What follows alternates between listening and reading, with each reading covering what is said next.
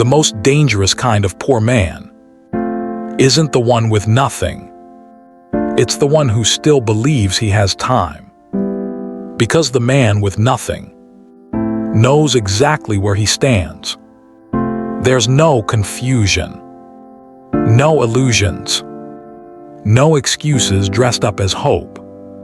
But you wake up believing you're different. You tell yourself you're capable, that you're smarter than most, that your moment just hasn't arrived yet. And that belief feels harmless, comforting even, but it's quietly doing something to you. It's slowing you down. It's dulling the pressure. It's teaching you to tolerate days. That should bother you. You don't feel urgency. You feel delay. You don't feel fear. You feel later.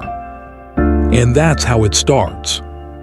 Not with failure, not with collapse, but with the soft confidence that says, I'll get serious soon. You scroll. You watch. You plan. And somehow, the day ends. Again. You go to sleep knowing exactly what you should have done, and carrying the quiet weight of not doing it, not because you couldn't, but because you didn't feel forced to. This isn't about money. It's about position. You're standing in the most dangerous place a man can stand, between what you are and what you keep telling yourself you'll become. And the longer you stay here, the harder it gets to move. Because potential doesn't push you forward. It lets you sit still. And if you're honest, that stillness has started to feel normal. You know what to do. That's the part no one sees from the outside. You're not confused, you're not lost, you've already read the books. Watch the videos, save the advice. You can explain discipline, you can explain consistency. You can explain why most people fail, and then you don't move. You wake up in the morning with a version of yourself that feels sharp, clear, certain. Today is different. Today you'll start early. Today you'll follow through. You sit up. You check the time. You check your phone, just for a moment. And that moment stretches. You tell yourself you're warming up, getting ready, setting the tone, but what you're really doing is easing back into comfort. By midday, you've done just enough to feel responsible, answered a few messages, touched the task without committing to it, stayed busy without producing anything that scares you. It looks like effort from the outside, but you know the truth. You keep choosing the parts that don't demand anything from you. You don't quit loudly, you fade. You start strong, new routine, new plan, new promise to yourself, and then you soften it. You skip one day, then another, then you stop calling it quitting, you call it adjusting, taking a break, waiting for the right moment. And the plan slowly turns into a thought. The thought turns into a memory, and the memory turns into another reason to feel disappointed with yourself. At night, everything gets quieter, the noise stops, the distractions fade, and you're left alone with the truth. You replay the day. Not the big failures, the small decisions. The moments you chose easy over necessary, comfort over progress. Later over now, you didn't fail because you couldn't, you failed because you didn't fully commit.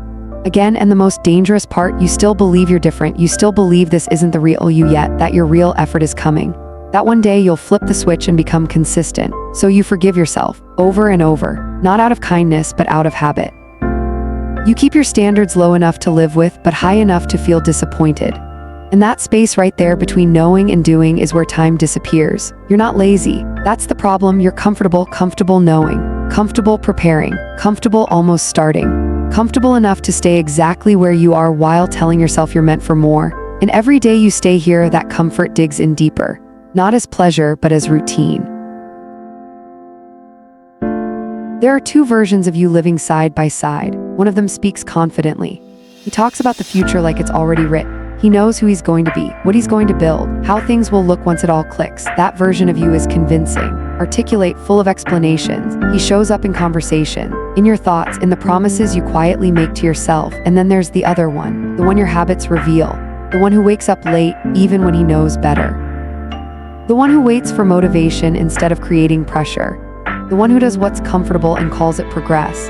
This version doesn't speak much. He doesn't make big declaration. He just shows up every day through your actions. And right now, those two men don't look alike. You say you want discipline, but your routine says you want convenience.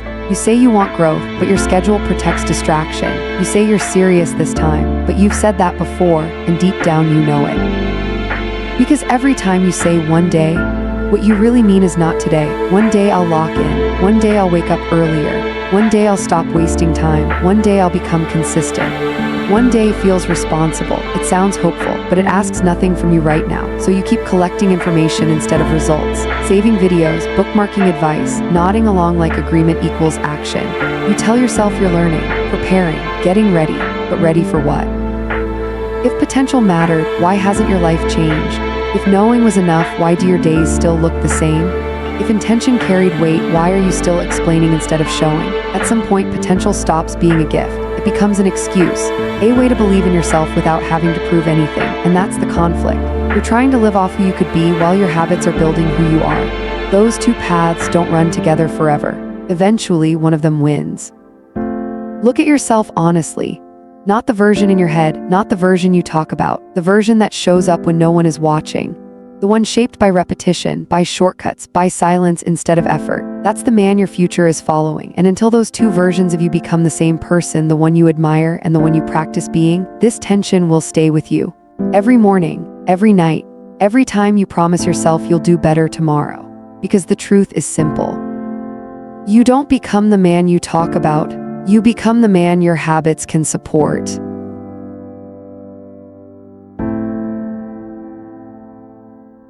Here's what you don't want to hear. Potential doesn't expire, but discipline does. You can be capable at 20, capable at 30, capable at 40, and still look back at a life that never moved. Because potential doesn't push, it doesn't demand, it doesn't show up on hard days. Discipline does. And every day you delay building it, it gets harder to start. Comfort is killing your urgency, not pleasure, not fun. Comfort, the soft kind, the kind that lets you wake up without pressure. That lets you postpone discomfort. That convinces you tomorrow is negotiable. Comfort doesn't feel dangerous, that's why it works. It slowly removes the edge from your days, the hunger, the restlessness, until nothing feels urgent anymore. You stop racing the clock, you start trusting it, and time doesn't reward trust. You are smart enough to understand all of this. That's another problem, because intelligence without execution creates arrogance. You start believing awareness equals growth. That insight equals effort. That understanding replaces repetition. You explain your situation better than most people. You can analyze your patterns, name your weaknesses, diagnose your delays, but explanation doesn't build anything. Action does, and when action is missing, intelligence turns against you. It helps you justify, rationalize, lower the standard just enough to live with yourself. Waiting is not neutral. Waiting is a decision. Every time you say, "I'll start when things slow down," you're choosing to stay the same. Every time you say, "I just need to feel ready," you're choosing comfort over growth. Every time you postpone the hard thing, you are actively reinforcing the version of yourself that avoids pressure.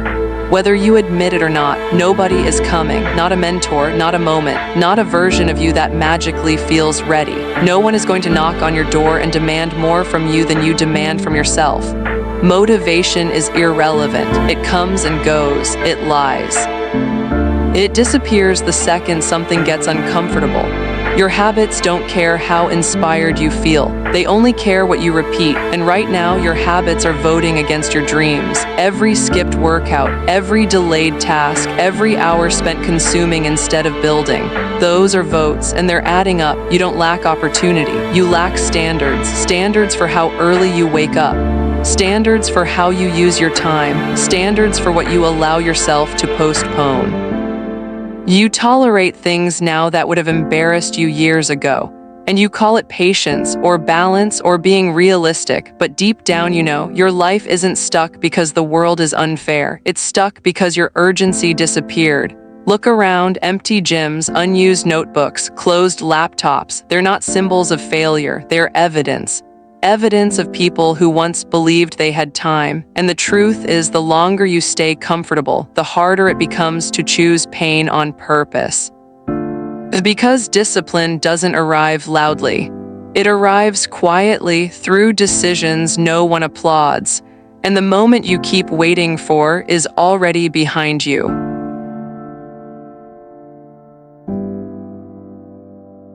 There's a trap most people never fall into, and then there's the one built specifically for people like you. The capable ones, the aware ones, the ones who could do something with their lives. This trap doesn't look like failure, it looks like patience, like preparation, like intelligence. It's the trap of potential. Smart people procrastinate more for a reason.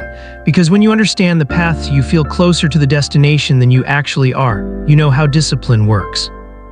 You know why consistency matters. You know what needs to be done. That knowledge creates a false sense of movement. Your mind says, I'm not behind, I get it.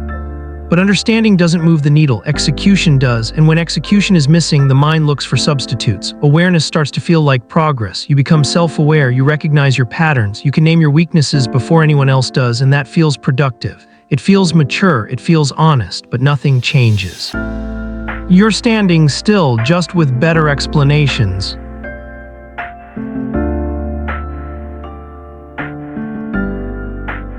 Picture him not as a stereotype, not as a warning sign, as a man you recognize. He's educated enough to hold a conversation, aware enough to see the patterns, talented enough to be taken seriously if he ever stayed consistent. He isn't lost. That's the part that makes this dangerous. He knows the language of growth, uses the right words, talks about discipline, goals, purpose. From the outside, he looks fine, capable, stable, but nothing is compounding. His days follow a rhythm. It starts with a spike. A moment of clarity, a surge of intention, a quiet decision that today will be different. He feels sharp in the morning, focused, convincing. This time he means it. Then comes the effort, not full effort, just enough to feel responsible, enough to say he tried, enough to avoid guilt. He touches the work, does the easy part, stops before it demands something from him. Then distraction slides in, not chaos, not destruction. Small things, a message, a screen, a harmless break that stretches longer than planned. He tells himself he'll come back to it. He does, and by the time he notices, the day is already leaning toward evening. That's when justification takes over. He explains the delay, the timing, the circumstances. He reminds himself he's been busy, that he deserves balance, that tomorrow will be better. He doesn't call it quitting, he calls it adjusting expectations. And then the cycle resets, motivation. Minimal effort, distraction, justification, repeat, not for days, for years. He isn't failing loudly, he's fading quietly. No dramatic collapse, no rock bottom, just a slow erosion of urgency. Each year looking similar to the last, each plan sounding familiar, each promise slightly weaker than before. He watches others move forward, not with envy, with confusion. Because in his mind, he's just as capable, maybe more, but capability doesn't carry weight, consistency does. And consistency is the one thing he keeps postponing. He doesn't hate his life.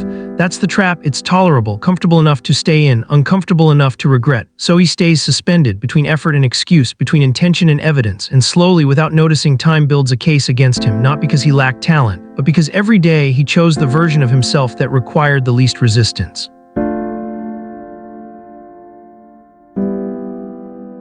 This is where it stops being a story.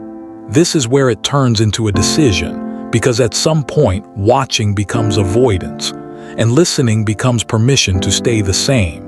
So hear this clearly. You cannot keep both comfort and self-respect. You've been trying, softening your standards just enough to survive the day, then wondering why you don't respect yourself at night. You want confidence without confrontation, pride without pressure. But self-respect doesn't come from how much you know. It comes from how often you do what you said you would do, especially when it's inconvenient. Right now, you're standing at a line. On one side is the life you've been tolerating, predictable, manageable, quietly disappointing. On the other side is something you haven't fully stepped into yet because it demands something from you every single day.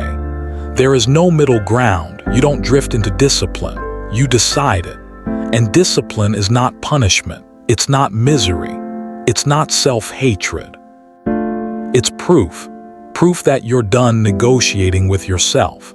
Proof that your word means something again. Proof that you take your future seriously. Discipline is the moment you stop asking, "Do I feel like it?" and start asking, "Who am I becoming if I do?" Your future self is watching, not judging, not blaming, watching. Watching every time you hit snooze instead of standing up. watching every time you delay the hard thing and choose the easy distraction, watching you shape his life. With decisions that feel small right now, he lives with the consequences of what you repeat. Your habits are writing his story before he ever gets a chance to speak. So choose, not emotionally, not dramatically, quietly, firmly. Decide what kind of man your days are built for. Decide whether your comfort deserves more loyalty than your potential. Decide whether this version of you gets to keep running the show. Because from this moment forward, every action counts as a vote. And you already know which side you've been voting for. The question is, are you finally ready to change the direction? This is the line. Step over it.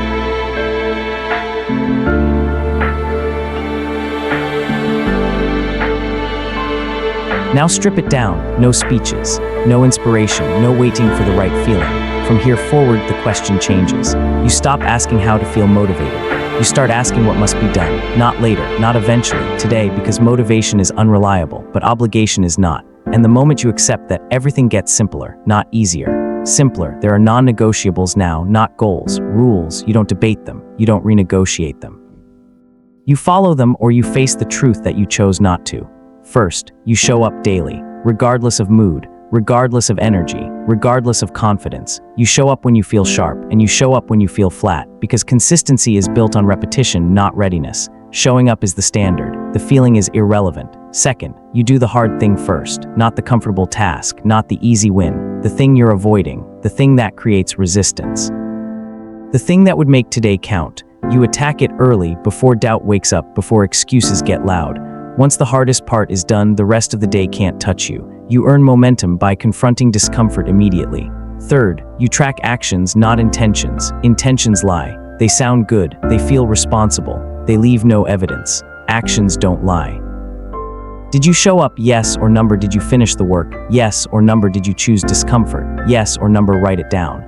Not to feel productive, to stay honest, because what gets tracked gets repeated, and what gets repeated becomes identity. This is not a system, it's a standard. You don't wait to feel disciplined, you act your way into it. You don't build confidence first, you build proof. Every early morning, every quiet session alone, every time you prepare without applause.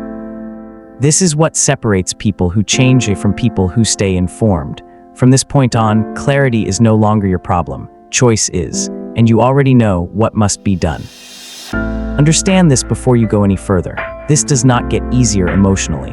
You will feel tired, not once, often. You will wake up some mornings already drained, already behind, already questioning why you started. You will feel unmotivated, not because you're weak, but because motivation was never meant to carry you. And doubt will show up, not as panic, as whispers. Is this even working? Does this matter? Couldn't I ease up just today? Those thoughts are not problems.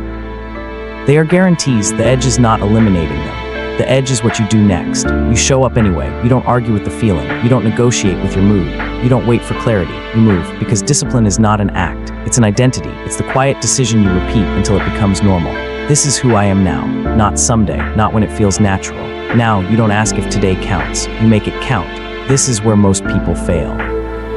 Not because they can't do the work, but because they expect the work to feel different by now. They expect confidence, momentum, certainty, but discipline rarely feels good in the moment. It feels plain, repetitive, lonely. That's why it works, because very few people are willing to stay there. Repetition is the real separator. Same movements, same hours, same effort, over and over. No audience, no recognition, just sweat, breath, silence, and that silence does something to you. It strips away ego, it removes illusion, it forces you to meet yourself without distraction. You don't rise to your goals, you fall to your standards. When pressure hits, you don't become who you hope to be, you become who you've practiced being. That's why standards matter more than ambition. Ambition points, standards pull. So when you're tired, you don't quit. When you're unmotivated, you don't stall. When doubt shows up, you don't entertain it. You execute, because every time you do. You're not just completing a task, you're casting a vote. For the kind of man who shows up regardless, for the kind of man who doesn't need to feel ready, for the kind of man who does the work in silence. This is the real edge, not intensity, not talent, consistency without emotion. And once that becomes who you are, nothing about your life stays the same. You are not behind, say that again, not to feel better, but to hear it clearly. You are not behind, you're not late to your life, you didn't miss some invisible window, you didn't lose your chance. You're early if you start now, not tomorrow, not after another video. Now, this moment is the pivot, not because it feels dramatic, but because decisions compound quietly. This is the moment where watching turns into doing, where knowing turns into evidence, where comfort loses its authority. Right here, you've spent years thinking about who you could be. That ends here. You are not potential. Potential is passive. Now listen carefully, because this is the part most people forget the moment the screen goes dark. Time doesn't negotiate. It doesn't pause because you understand now. It doesn't slow down because you feel ready. It doesn't care how close you are to changing. It only records. Every moment you delay after this, every time you return to comfort, you teach your mind that intensity is temporary. That realization fades. That discipline is optional. That this was just another video. And that's the danger, not failing today, but drifting back into what's familiar. The old routine, the old pace, the old standards. Comfort is patient. It waits for your guard to drop. It waits for you to say, I'll start fresh tomorrow. Tomorrow is the most expensive word you use. It sounds harmless, responsible, hopeful, but tomorrow never arrives alone. It brings another delay, another excuse, another year that looks like the last. You don't lose your life all at once. You trade it away in small, reasonable pieces. One skipped morning, one unfinished task, one decision to wait, until waiting becomes who you are. So understand this. If you close this video and change nothing, you chose who you remain. Not by accident, not by circumstances, by choice. No one will confront you about it. No one will stop you. Life will let you stay exactly where you are. That's the punishment. Right now, this is the last moment that matters. Not because it's dramatic, but because it's quiet, because the next step is yours, and time is already moving. Choose carefully. Don't rush away from this. Sit with it, because this moment right now is where identity locks in. Not when you feel inspired, not when it feels comfortable. Now, if this ends today, not someday, not eventually today, then say it. Comment relentless, not for anyone else, for you as a marker, as a line you can't quietly erase. Tomorrow morning, before the noise starts, before the excuses wake up, watch this again. Not for motivation, for alignment. To remind yourself who you decided to be before the day tried to pull you back. And if there's a version of you that keeps waiting, keeps delaying, keeps telling himself he has time, share this with him. Let him hear what you heard. Let him feel what you felt. Let this be the last time he's in control. Because here's the truth you don't get to forget. Potential didn't fail you. You abandoned it. Now go prove that this wasn't just another video.